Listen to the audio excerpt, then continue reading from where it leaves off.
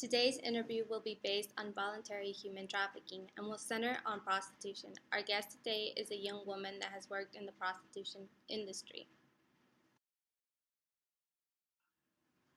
Could you tell us why did you voluntarily take this profession in the beginning?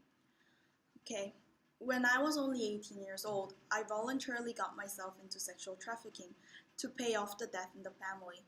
I didn't just jump into this from the beginning. I tried other things too, but as a young girl, I couldn't earn much money from the simple part-time jobs. There was this one incident. I went to a construction site with my younger brother, but they did not want to hire me because I was too young.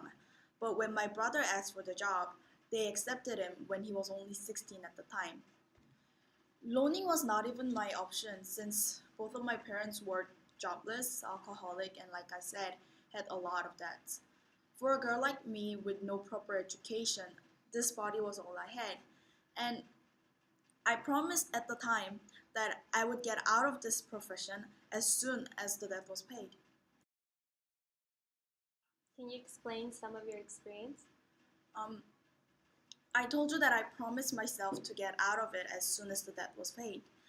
But the thing is, the system does not work like that. It is not like the ordinary job where you are paid for the amount of work you do.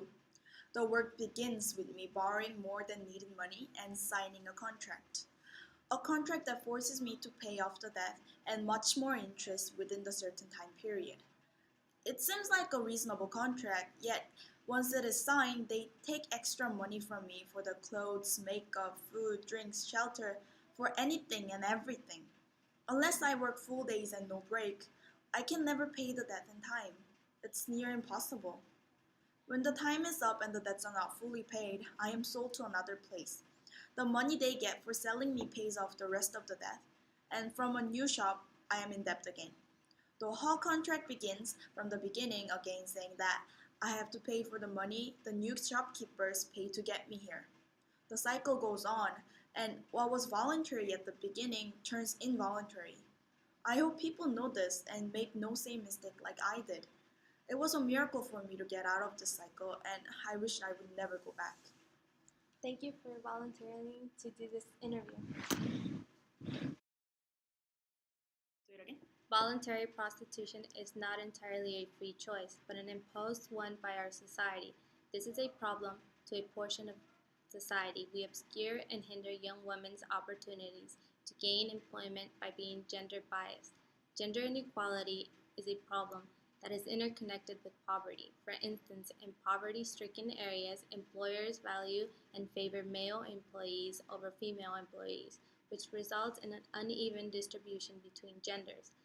Young women have no other option than to make the difficult decision of turning to prostitution in order to obtain an income. Prostitution is a problem that affects society as a whole because all classes within society are involved. For example, the middle class and upper class societies make up the majority of the clients obtaining these services, while the lower class society are the providers of these services.